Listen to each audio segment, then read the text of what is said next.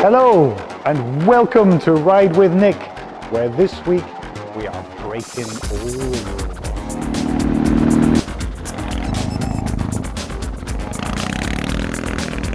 I've really fallen for this bike. It's a very emotional creature. So this particular bike is vaguely recognizable as a BMW R9T Urban GS, but gone is the bikini cowling. The headlights hanging out there on its own, powder coated black. Gone is the double mudguard system. We've got this very neatly made custom item specific to this. We've lost the double mudguard front setup that you would recognize from that particular bike, and in its place we've got this lovely custom made single piece of aluminium, folded, nice little ridge up the center, black powder coated. Don't know where they got it from, but it works. Underneath the bike, a lot of this is fairly conventional. We've still got the 43mm conventional forks with the rubber gaiters on there. We've got the standard 320mm twin discs, one on each side. We're carrying the BMW 4-pot calipers, two of conventionally mounted. Running up the front end, it's standard brake lines. We've got the steering damper tucked in under there, and coming up and over the top, we've got the standard handlebars, standard levers. All of this works very well, so it's not going to cause you a problem.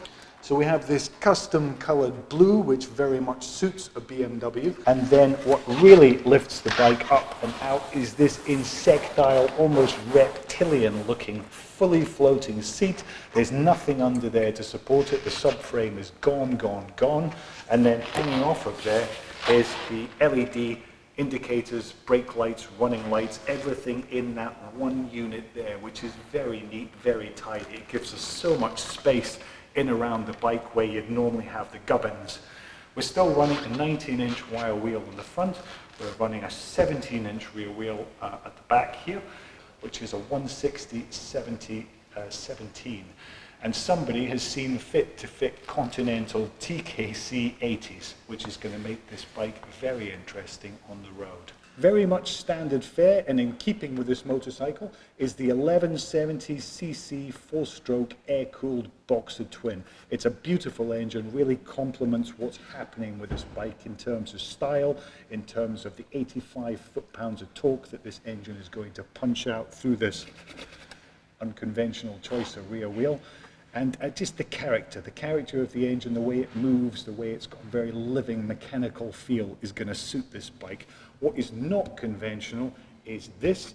We've got a cover here. The air scoop is gone. There is no ram air feeding into an air box under here. Everything is totally disappeared. It's just been pulled out, thrown away.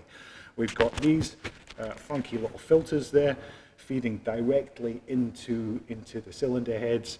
And there's just nothing. We've got so much space, which gives the bike a completely different look. You can see the back of the engine casings. You've got nothing going on in terms of the subframe. It's just very clean, shows off the single-sided shaft drive swing arm.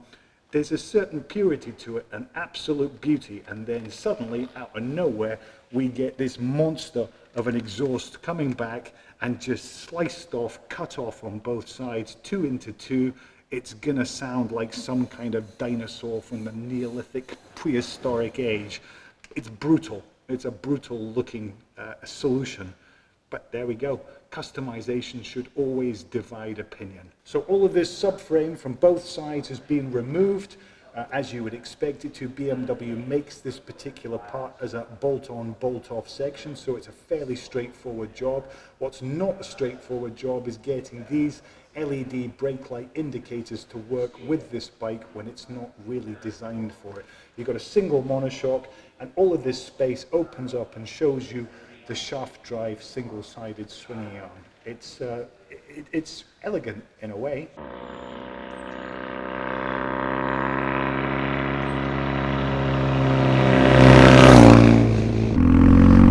I've spent a bit of time with this bike now. Been out and about on a day that is downright phenomenal. Woke up this morning, roads were covered in salt, and it was freezing cold. I thought, gee whiz, what the hell. I'm taking out Phil's Frankenstein R9T. That's going to be a messy, messy day. And I'm wrong, I'm absolutely wrong on all fronts. It's not the bonniest looking bike. It's not pretty in a kind of Walt Disney doe-eyed kind of sense. It's more a kind of rough and tumble, run to the litter, mongrel-y kind of thing. It makes a lot of noise. A lot of noise. And it absolutely stinks of fuel. It's like an alcoholic. It reeks of the stuff. It's got a real drinking habit. I'm actually into my reserve by 6.9 miles. I don't know how that's going to get along, but it is. And eyeing it up, the TKC 80s looked like a dirty road. Looked like a horrible choice. But again, as I said, I'm wrong. I've really fallen for this bike. It's a very emotional creature. So the power delivery is sharp and strong, as you'd expect from that 1170 BMW engine. It's got the right pedigree for a mongrel. All the credentials are there. The levers of Titan work. The 1917 wheel combination works well. The brakes are strong. The ABS kicks in because you definitely need it. On this is a degree of traction control. Just enough.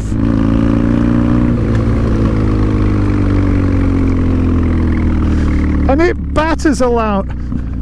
It batters along like a real old school. It's old school. Listen to it. My God, it's got attitude. Yeah, you can feel the back end spinning up there with the roads just greasy and horrible.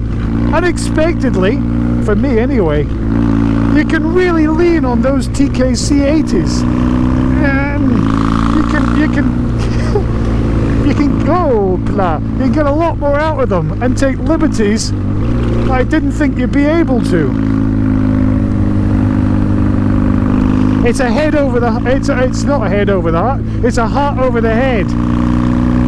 It's a heart over the head motorcycle, and my heart's gone out to it. I love it. I can actually see me doing something like this, pulling the airbox out, chucking the subframe away.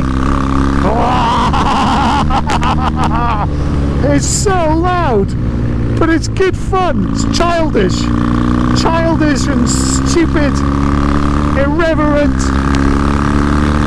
angry, antisocial, all of the things that motorcycling used to be. I'm not saying it'd be your everyday mode of transport, but you definitely want one of these in your garage bike. I think the world needs more specials. This bike is quite literally a riot, which I can imagine is a fair amount of fun to be involved with. Rioting, smashing windows, stealing 85-inch televisions, making a lot of noise, generally completely disregarding the entire world around you. A whole lot of fun until you come down to earth. The thing a riot is not good fun for is the people watching, or the people whose windows you're breaking. So in town, it's downright offensive. I couldn't use this every day. I'll tell you what, really knows how to go around corners. And that's why I'm torn, because it's loud and raucous and exciting, but it's also offensive, obnoxious, and totally uncivilized.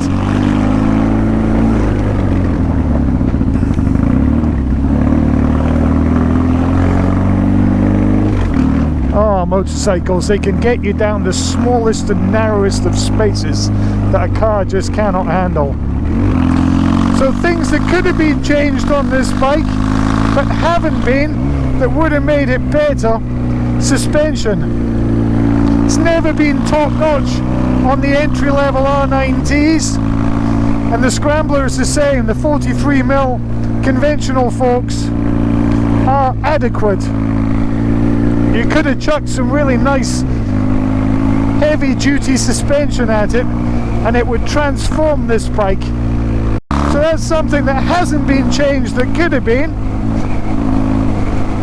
You leave the brakes well alone, there's absolutely nothing wrong with them. But what has been changed is the things that we can mess with. The design, the look, the feel, the sound. And it may have gone a little bit too far in some of those areas. And I'd be the first one to admit I couldn't ride around on this, sounding like this, day in, day out. I'd give myself a migraine. And at the same time, for short trips, it sounds absolutely phenomenal. I love these back to basics bikes. They do such a good job of reconnecting you to what motorcycling is all about. A dial with a speedo. There's no rev counter, there's nothing. The twin clocks have got a rev counter on them, but you don't get that on Scrambler and Urban GS.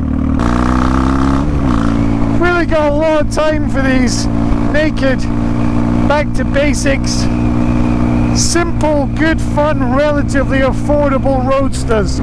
Ba-dum, bum, bum, ba-dum, bum, ba-dum.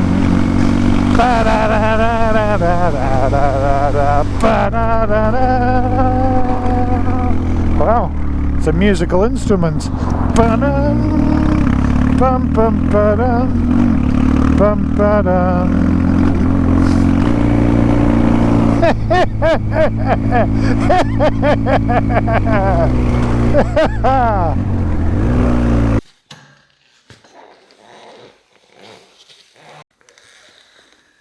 So that was a lot more fun than I thought it would be. This bike's bowled me over somewhat. It's crawled right into my heart and given me a day that I will not forget for some time.